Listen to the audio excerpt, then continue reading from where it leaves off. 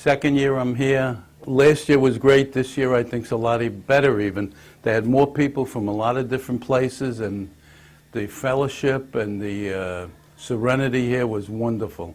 It really juiced up my battery, so I'll be able to go for the next couple of months till I get a next retreat.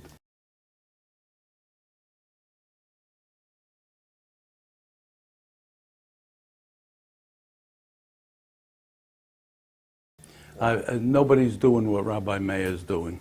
First of all, his thing that he does every Friday night, it's a shame that that's not carried all over the country, because it's that much needed. There's so many people in addictions that need recovery and help, and that Friday night service is just incredible. All the young kids that he brings in from all these treatment centers, it's a miracle. I've never seen anything like this. I never would believe that I would even be involved with a kind of movement with this, with the Orthodox people on one end and the conservative and all the different Jewish venues all together. This is the greatest movement I've ever seen. This is something that should have happened 20 years ago. Rabbi Meir doing this, it blows my mind. How it happened?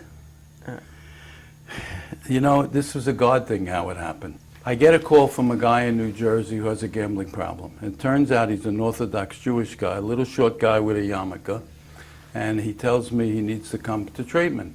And I get him into a treatment center I'm working with. And he's in a couple of months, and I end up sponsoring the guy. And he tells me about Rabbi Kessler. And I come down to visit him, and I got hooked.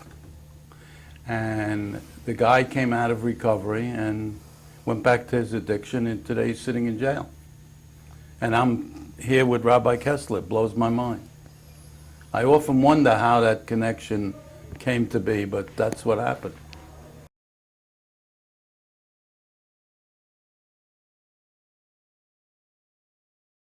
It's amazing to me how many Jewish people and how many Orthodox Jewish people are involved with compulsive gambling addiction. It blows my mind. And Rabbi Twerski sends me all the people. So I get the people.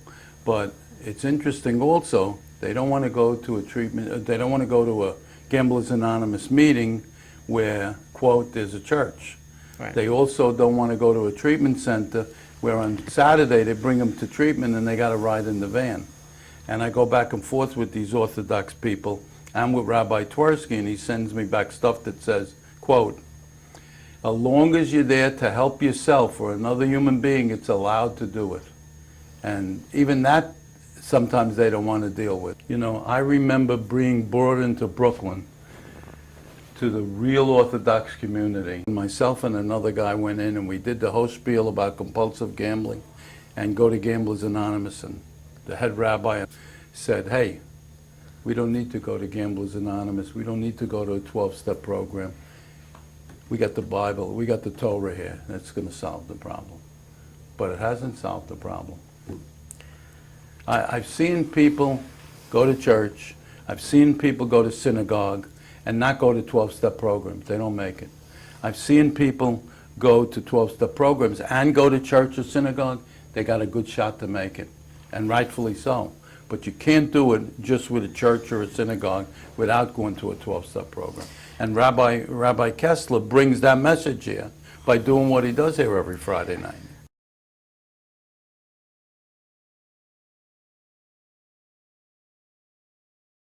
The Jewish people got to realize this is an addiction, and compulsive gambling is probably the biggest Jewish addiction. And you know what? If you want to help your people, you got to deal with it. And you got to deal with it openly. For instance, me and my wife were brought into Lakewood probably 10, 12 years ago.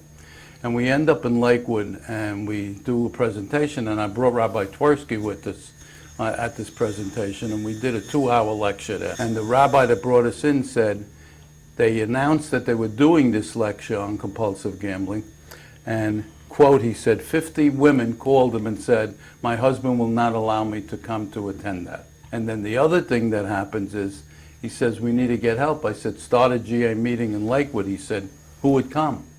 They're so afraid to come and to be exposed that somebody should find out they have a problem like Rabbi Twerski said, it affects the generations down the road when they have to get married. So that's an issue.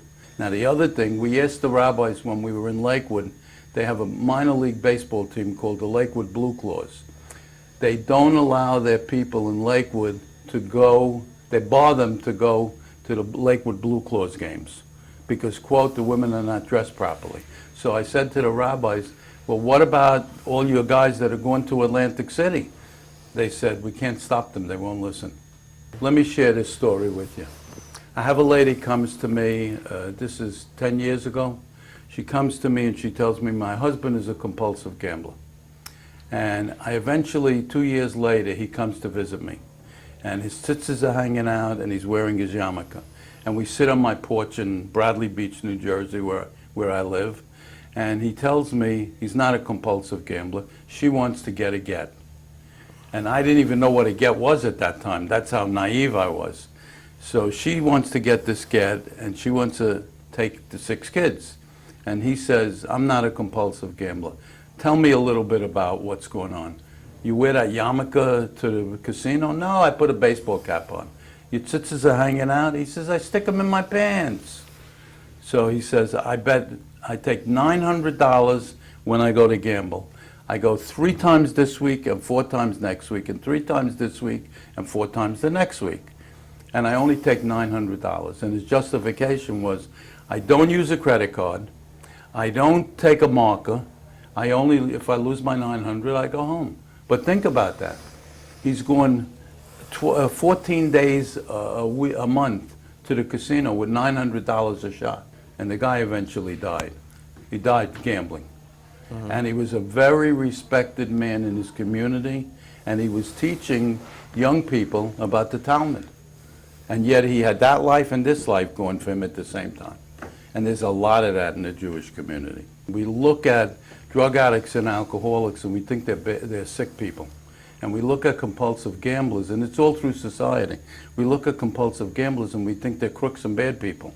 There's no track marks, there's no dilated pupil, there's no smell, you can't see it. And that's why gambling is the real hidden addiction. And let me tell you, I've dealt with rabbis and very orthodox people. This compulsive gambling has infected the Jewish community, and especially the Orthodox Jewish community. And that needs to be changed, and a venue like this helps that movement happen.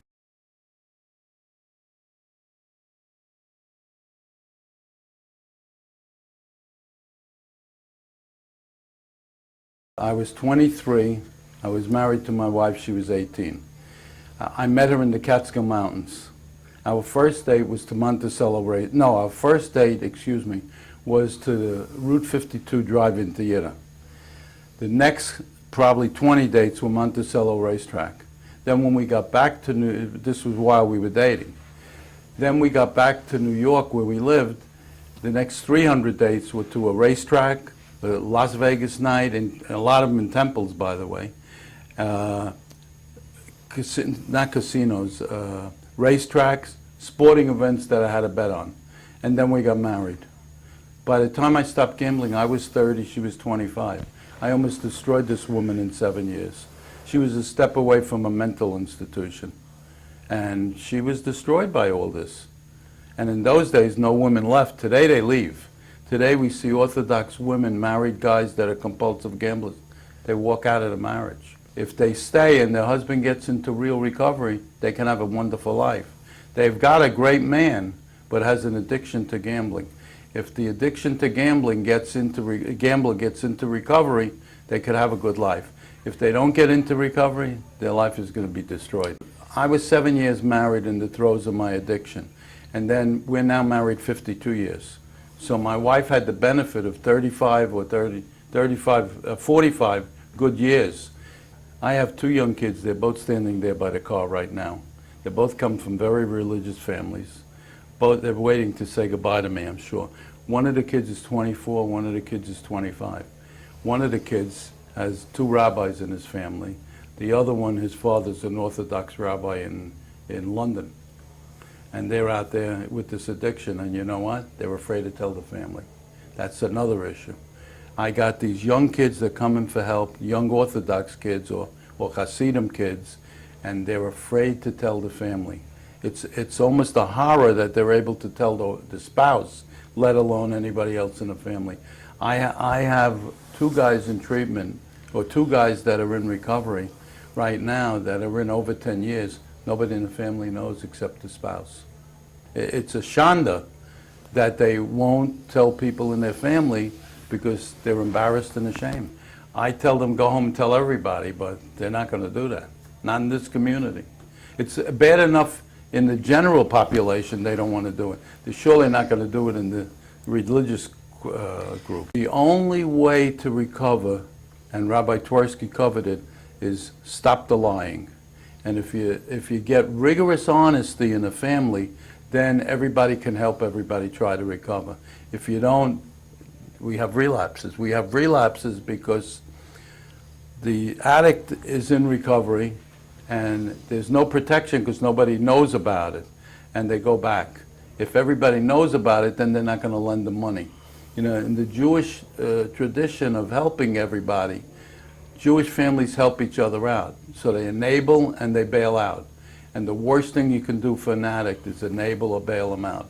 First of all, you're wasting your money. And second of all, you don't understand it. You think you're helping, you're perpetuating the disease.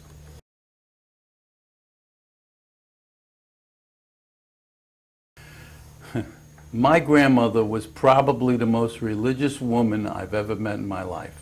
She davened all day long, all morning, all night. And when I was 8 years old, she sent me to a rabbi. I lived in Williamsburg, Brooklyn. She sent me to a rabbi. I had to walk 4 blocks.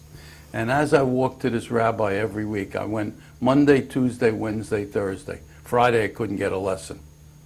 So it was $8. She gave me $2 a day to give the rabbi, gave me $8, and I would go see the rabbi 4 times a week.